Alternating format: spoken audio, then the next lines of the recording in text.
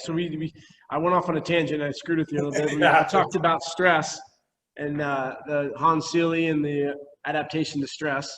Yeah. So that would be the first thing that I teach is stress response adaptation. And then the second thing I teach that segues pretty well with it is progressive overload. Be a little bit better than you were yesterday. Do a little bit more than you did yesterday. And what is the optimal progression of the overload? And this kind of goes along with stress response adaptation. The slower you apply the overload, the slower the rate of adaptation, but the longer lived the adaptations will be. So progress nice and slow. Slow and steady wins the race. And I just got one of my trainers here in San Diego, got me this badass shirt with Milo and a giant jacked calf. And yes. He's walking up there, and I asked the students, I'm like, come on, who can tell me who this is? And they failed me. They didn't know Milo. But it was a really cool shirt. I said, I want to get my own, and I want him to have a big ass belt buckle on it. I think that's yeah, I love that. I use that when I teach progressive overload. And you know, Milo, if you read like some of the old like some of the historical accounts of him, was like the OG meathead. Like his diet was 6 loaves of bread, and I think like 3 kilograms of meat, and like 3 kilos of meat a day per day. That's massive right there. Yeah. I knew he was a badass wrestler, and you know, he was, you know, I think that what I want to do is I'm such a poor drawer, but I want to get one for like a girl, because Mila of Croton, and get a girl who's, carrying something just to destigmatize the girls and weight, getting bulky. But so then what do you look at next? Ends? What's that? You know how that story ends? I mean, no, probably not to the degree that you're going to elaborate on. So explicate. So here we have one of our, maybe not the first documented, but a pretty good example of people using ergogenic aids or supposed ergogenic aids to try and improve their performance. So what they don't tell you is that Milo, after years of carrying that bull to market and back and getting really strong, had a really important wrestling match. And so what he did was he killed the bull and ate the testicles before the wrestling match to try and boost his performance. So Milo, we can also accredit to not only being the OG meathead, but also the original inventor of Red Bull. And he won the match too, so That's even awesome. I didn't know that. So his idea is that he's going to get more testosterone, or just from eating the balls, or what? Yeah. That's awesome. And they don't tell you that in the most textbooks, huh? So then where do you go after progressive overload? Is that when you get into your variations, or? So after progressive overload, we get into variation.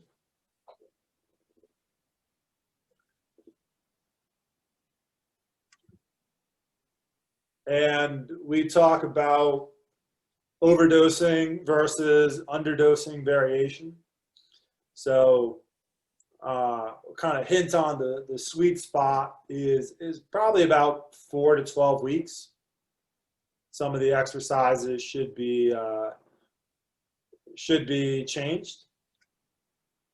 If you're working with general pop, then you probably want to progress the exercises. And if you're working with athletes, then you're going from less specific to more specific, which brings us to principle number 4, specificity.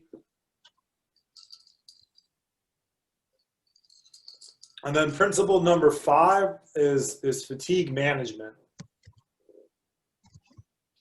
And so stress response adaptation is more related to acute fatigue. And fatigue management is related to the accumulation of fatigue and overtraining. I'm going to turn the light on. It's getting dark in here.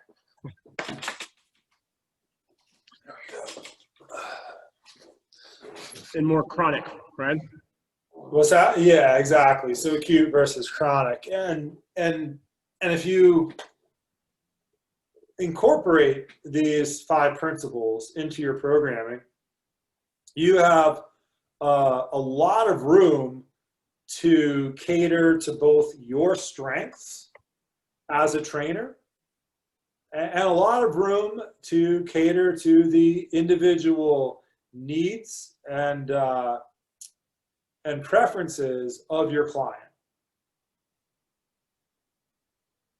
And so I think this is a great little segue. And I originally, I mentioned to you I wanted to talk about bioenergetics, but then I was thinking I would like to have like a precursor. And I thought that would be talking a little bit about programming. And then I was figuring you'd throw in some fancy language, lactate, something like that. So then it's a perfect little, if you were to give a new trainer like a homework assignment. So right now they say this is like their class introduction to programming, and now the next class is going to be on bioenergetics. What would be like a prerequisite on something to read? I wanted to read you that the post from NASM again. I just love making fun of them. They're just it's too easy, right?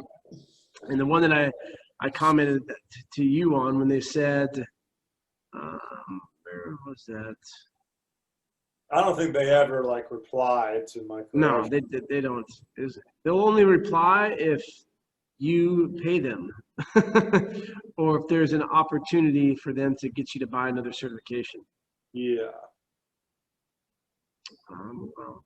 It's actually a little more. Gotta love the lower cross syndrome, upper cross syndrome. Is it that far ago? Well, it was about. Do you kind of remember what it was about? It was about lactic acid and going up the stairs. Yeah, I don't spend a lot of time on Instagram, so let me see if I can pull it up. It should be pretty recent in my my notifications.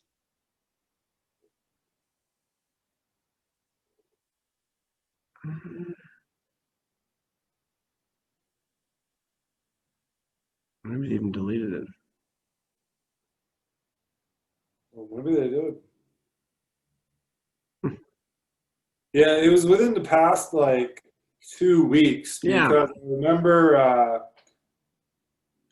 I remember I had taught that in class like a week before you tagged me in it. So yeah, I'm not seeing it.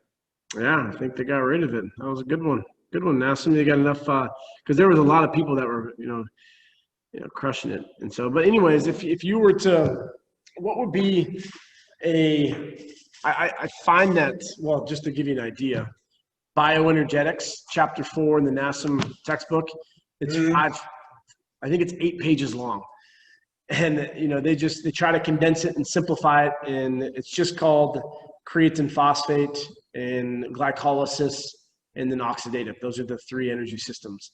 And so they don't get into fast glycolysis, slow glycolysis, the differentiation between anaerobic metabolism, aerobic metabolism. Is there something that you give or suggest for people to familiarize themselves, or maybe even better, to be more prepared for the complexities of basic bioenergetics?